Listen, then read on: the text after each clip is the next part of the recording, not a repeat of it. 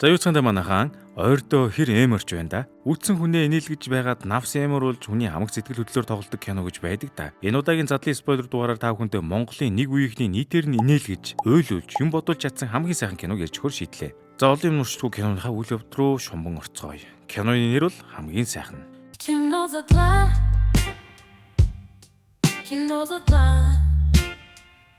Кино маань их хурц эхэлнэ. Нэг охин намайг эндээс гаргаа, та нар намайг энэ төрдөг хин юм бэ гэж агсан тавьжгүй зурвал үзэгдэнэ. Энэ охиныг Заяа гэдэг бөгөөд Баян айлын нэлээд эрх дураараа танхил охин байгаа. Бүр 5 бие хамгаалагчтай. Даанч тэр хамгаалагч нар нь өөр хүмүүсээс хамгаалах биш, охиныг гэрээ өрөөнд байлгах ажилтай. Заяа маань юун хоригдох, найзуудтайгаа уулзах ёстой гэж согтуу хар шөнөөр машинаа бариа явчихна. Шөнө өрөөгөр согтуу машин бариул муу юм дуулна шүү дээ.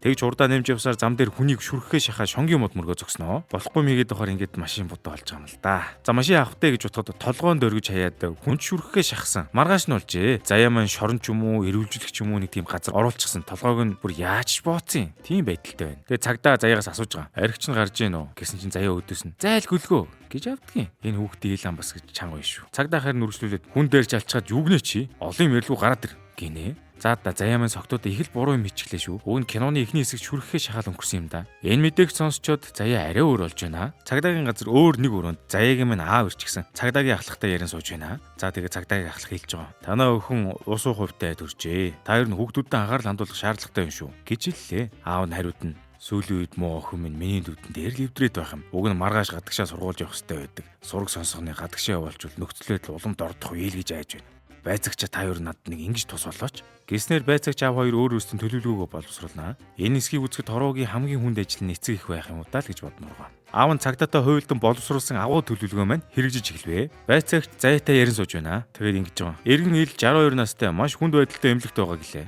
Заяа тэгсэн чинь зөрүүлээд бити удлаа яриад бэ, би санахтайгаа байна. Чи зайл намайг сүрдүүлсэн гэж би аавтай хэлнэ шүү гэж ч байх шиг. Ер нь их эрх дураараа байгаамаа. Цагдаа хүртэл зайлгаа сууж байдаг. Нилээ эвдрээд байгаа шүү энэ Заяа. За энэ үед аав нь орж ирлээ. Саяхан л том дуурайд байсан охин нь аав дээр очиж тэврүүлээд эргэлж гарнаа. Аав нь харин хэлж байгаа. Миний охин одоо анхааралтай сонсч вэ. Хойлоо одоо нас бий гүйцэн хүн шиг ярилцъя. Чиний дайрсан хүн одоо маш муу байна. Аав нь цохих арга хэмжээг нь авсан л та. Гэхдээ эн чинь гэмт хэрэг. Аав нь чадах бүхний эсэ. Одоо нэг л арга үлдээд байна. Чиний гадагшаа авах чинь худлаа болсон. Онгоцны буудлын дээр очил чамайг шууд бариад авна. Гэртээ ч очиж болохгүй шууд шорон руу аваа явчихна. Чи дархан очиж сургууль сурнаа гэж хэлв. Охин харин та юу уцаад байгаа юм бэ? Тэр хөдөөрөө чинь явж чадахгүй гэж байна. Тэгсэн чинь аав нь ирүүлээ хэлж байгаа. Одоо нэг ийм л арга байна да. Эсвэл шорон гэж хэлээ Заяа маань дархан явахаар болсон юм да. Тэгэхээр Заяагийн аав маань цагдаатай хуйлдаан гаргасан төлөвлөгөө нь охиноо өөрийнхөө төрж өссөн хотын сургуульд явуулах юм байна. Аавынхаа санаа ийм юм байл та. Хэрвээ үеийн хүүхдүүд дунд орвол арай өөрчлөгдөж ухаачих болов гэж бодоод байгаа юм байна. Дараагийн үзэгдэл дархан болоотын нэгэн тоглоомын талбар руу шилжинэ. Тэгсэн пүү ямар амар нагаар вэ? Миний нүд бүр аргаад байна гэж нэг бондгоор ах пүүз өрсөн шиг л хэлж байна. Урд нь харин манай киноны гол дүрд болох оппозит хамтлагийн ган тулга болон Энэрл зогсноо. Энэхүү кинонд ган тулга маань зоргогийн дүрийг, Энэрл маань тулгаагийн дүрийг бүтээжээ. Оппозит хамтлаг анх нэг сургуулийн 2 хүүгийн мөрөөдлөөр эхэлж 21 жилийн хөгжмийн урлагтад зориулж. Хамтлагийн талаар сонирхолтой баримт гэвэл анх 4 гишүүнтэй эхэлж байсан бөгөөд явцтай хамтлагийнхаа нэрийг Шоо гэж солиод дараа нь буцаад оппозит болгосон юм байна. Хамтлагийнхаа нэрийг Dragon Reaper-ийн Opposite of Ash 2-оо цомгоос санаа авч. Ингээд киноныхаа үйл явдал руу буцан ороход зоргоо тулгаа хоёр маань бас энд бондгоор хахад бүү зарч гээл үтсэж байна. Зоргоо хэлж байгаа. Наадах чинь ориг бүүз штэ. Угаачвал арилчин ч гэж байх шиг. Нөгөө бондгоор хахна. Мэ чи энийг үнэрлээ. Жинхэнэ шиврэл ийм үнэртэй байдаг юм гэж ярьж байснаа. За 50 мянгаар буулгачих гэж авдгийн. Тэгэхээр шиврэндээ биш үнэндээ байсан юм болоо да. За тэгээд 8-аач дуусаж үзэгчид бид нарыг 2000-ад оны үеийн Y-ыг мэдрэх үед Заяа маань дархны сургуультай хичээлд орж байна. Оюутны байран дээр ч гэсэн өөрийнхөө охинтойгоо танилцлаа. Өөрийнхөө охин асууж байгаамаа. Дарханд таньд хүн бий юу гэдэл. Заяа маань тэгээд таньд хүнгүй болохоор чимээгүй сун. Дархны өдөр үргэлжсээр зоргоо дээр ирэхэд эмээтэйгээ уцаар ирээ сууж байна. Энэхүү утасны ярианаас бид нар зоргоог эмээгийн сайн хүү гэдгийг олж мэднэ. Уцаа таслахдаа хайртай шүү эмээ гэж байгаа. За зоргоо тэгээ машина бариа явж байхдаа замаасаа сайн таньдаг ахыгаа аваад ярин сууж байна. Гэхдээ нөгөө ахын зоргоод ингэж хэлж байгаа. Чи нөгөө дуугаад булаач. Одоо хөвшөрлөө ш гэж санаа зовсон байдалтай хэлнэ. Ер нь энэ тулгаа маань дуучин болох хүсэлтэй. Хойроо найзуудтайгаа нийлж дуу өвчдөг. Одоо болохоор пүүз зарж таксинд яваад дуунасаа жаахан хүндэрсэн юм байл та. За энэ зөвлөгөө өгж байгаа ах бол ер нь 7 хоног дараалал шоувчдаг монгол ах нар байгаа. Энэ ахыг ер нь одооноос том ах гэдээ удаад явчихъя. За тэгээ том ахыг буулгаад явж ялаа. Харин энэ үеэр Заяа маань хичээлдээ сууж байна. Гэхдээ тэгээ ах уу Заяач одоо шинээр ирсэн юм чинь жижүүр хийгээр эдэргээд хурган дээрлэхэлт явнаа. Ер нь Заяаг дээрлэх гэж байхгүй. Жижүүр хий гэж өгсөн шалны альчуурыг нүүрлүү наваа шидчихэж байгаа байхгүй юу? За энэний дараа Заяа маань хамаг хурдаараа зугтнаа. Зугтаж гүйсээр зоргогийн машин орос учлаа. Суугаад л хамаг хурдаараа яваарэ намайг хүн алах гээд байна гэлээ. За ингээд манай хоёр танилцчээ. Тэгээд удалгүй Заяа хэлж байгаа. Цохоо онголгоо машин чи ямар өмхий юм бэ гэж байна. Манай энэний хэл ам гэж хэцүүлдэ. Хэсэг явсны дараа цонхоо хаагаач дараад байна гэж авдгийн. Зоргоо минь харин хариудна. Хаагддгүй юм уу л гэж байна. За яж одоо юу гэж чимээг өнгөрөхөө дээ. Ийм ямби юм унчаад хүнд үйлчлээд ахтай яадаг юм. Чамайг хаа гэж хэлж байна гинэ. Зоргоо минь уг нь их хөөрхөн төвчж байсан бол одоо бүр дэнтнэ гэж бодоод машинаас буу гэж байна. Тэгсэн заяа. Ир юм байж яасаа алцгар юм бэ? Яв гэж байна би чамайг гэж авдгийн. Яалтчгүй маань хитрхи олон хүүхдтэй байгаад байгаа юм л да. Зоргооч одоо хамаагүй доромжлуулаа суuna гэж юу авах вэ? Чамайг дуугүй байна гэвэл би явъя гэж байна. Заяад маань хин ч ингэж хандаж байгааг болохоор бас гайхмаар л байгаа л үү те. Ингэж явсаар заяагаа сургуулийн өмнө буулгаад зоргоо маань такси хэрэг бол ийшээ залгаар игээд дуугараа өгөө салв. Заяаг явахыг нь ардаас харснаа маань зоргоо хэлж байгаа. Жинхэнэ төгс атцаг байна да гэж жоох шиг. Заяа минь жаахвтээ тэг өвчтэй сэтгэлдүүлдээдэг л дээ. Ер нь тэгээ сайн найзууд муудалцаж танилцдаг гэдэг дээ. Манай хойш тэгээд цаашдаа нөхөрлөөс илүү үзүүлэн дээ. Өдөр өнгөрч Дархан хотын үдшин зураглалыг бидэнд харууллаа. Энэ орой зоргоо тулгаа мөн маш номын царайтай бит хийдэг нөхөр гуруула өөрсдийн өндөгний саваар хийсэн студид дуугаа авчина. Яг гой бичлэг хэрүүлээ явж байтал том ах гаднаас орж ирээд за та нарын дууг сонсъё гэдэл. Тэгээд дууг нь сонсч байснаа. Та нар арай хүнд дуугаар эхлээд байна. Арай зөөлхөн дуугаар эхэллээ гэж байна. Энэ том ах бол өөрөө задуудаа дуудуулах гэж үзэж байсан туршлагатай учир дүү нартаа бас дэм болчих санаатай хэлж байгаа юм байна. Заяа маань энэ үеэр өрөөнийхөө найзыг дагаад их сонин хоёр гартай сууж байна. Нөгөө сонин гар ах чинь хоёр ихэн тандаад хэлж байгаа. Өнөөдрөндөө хончин нэсттэй л гэлээ.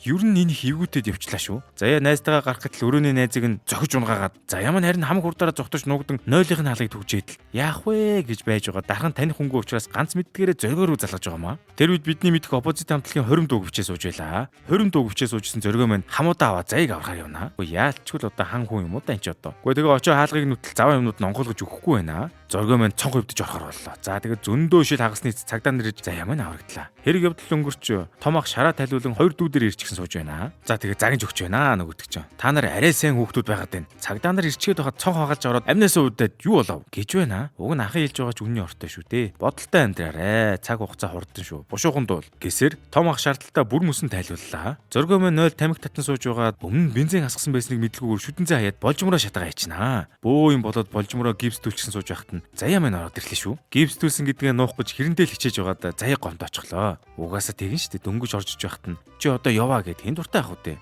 Уг нь бол хүслээрээ ирээгүй тулгаад дуудаад ирсэн юм байна л дээ. Ингиж манай хоёрын дунд үл ойлголцол үүсэж байгаа юм. Заяа гарсны дараа зоргоо тулгаад уурлнаа.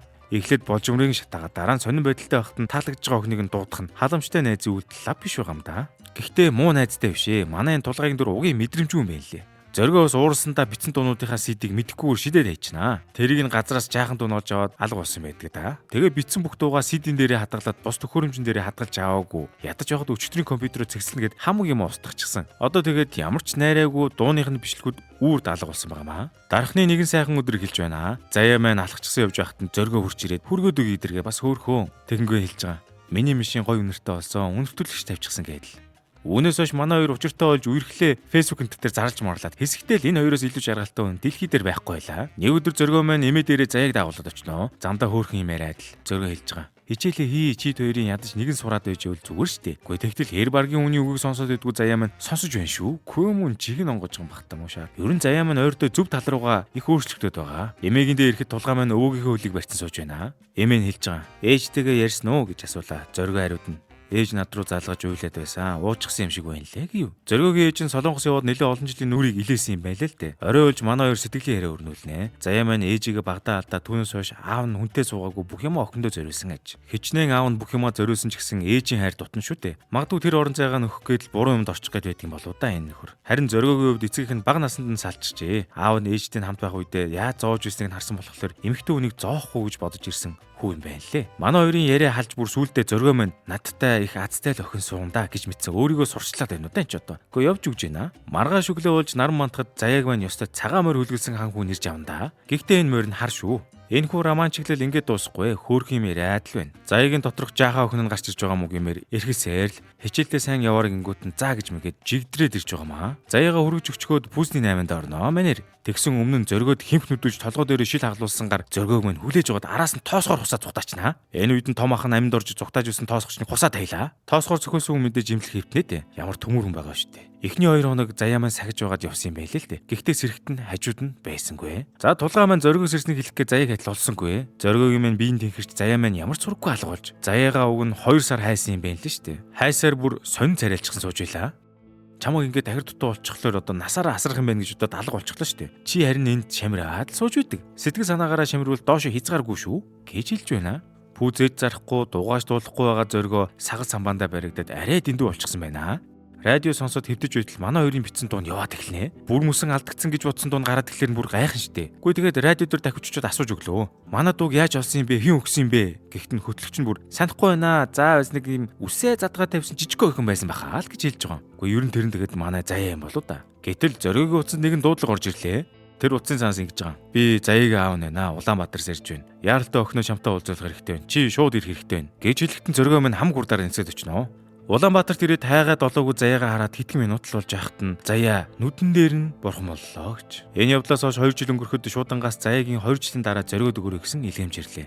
Эндээс л бүх зүйлийн учир начир тайлагдана. Илгээмж ирэхэд өөрийн ирэхгүй нулимсан нурсах зоригоо нээж хартал заяагийн өөртөө зориулсан бичсэн дэвтэр тэрхүү цахианд яагаад сайн болсон өөрийнхөө юу мэдэрч байсан бүгдийг буулгасан байв. Яг үнэндээ анх танилцахад зоригогийн машин өмхий байгаагүй юм байлээ. Цагаанаас нь уншихад ингэж байгаа. Чиний үгээр тогондон цохиулж өөрийгөө хинбэ гэдгийг аавыгаа хинбэ гэдгийг ухаарсан. Шазрун зантайч нүдэн дулаахан залуу. Миний хайрчанд бас авьяастай. Яагаад надаас дуулдаг гэдгийг нуусан юм те. Тэр нэг өдөр танахаас гарч яваад би чиний ярьж байсан. Тэр охин надад үнэхээр таалагдсан гэдэг үгийг сонсоод нисээд л явчихсан. Тэгээд л чиний дууны фэн болсон доо гэж байв. Радион дууныхын сэдийг авч өгсөн хүн бол заяа байсан юм байлээ. Заяагийн зоргоос нууцвал заяа багасаал тархины судсын найрсал гэдэг өвчнөд татаад унцдаг. Тэрнээсээ ихэд ичдэг хөхт байжээ. Зоргог 2 хоног ухаангүй байхад нь сахих боломж гарсанд үнэхээр баярлсан боловч заяагийн биед орцоор хайртай өнөө зоохгүй тул орхихоор шийдсэн энэ юм байна. Бүх юм дуслаа гэж бодоод бүх юм харанхуй болох үед бурхны сүүлийн бэлгэн заяад ирж хүүхдтэй болсон гэдгээ мэдэж авсан байж. Гадагшаа авч шинжилгээ өгч хүүхдээ эрүүл гаргахын тулд бүгдийг туршиж үзчихэ. Олон шинжилгээний дараа киноны ихэнд гарсан осол нь багийнх нь өвчнийг сэдрээснийг бид олж мэднэ. Хэдий хүн эв эрүүл төрсөн ч өөрийнх нь би асар хурдан муудаж ааваасаа сүүлчийн хүслэр зориг харахыг хүсэж тэгээд л яаралтай дуудсан юм байлээ. Хэдий хэлж болохгүй байсан ч гэсэн үлд хүнээ зовоохгүй хэцүү байхгүй гэж хэлээгүй юм байлээ л дээ.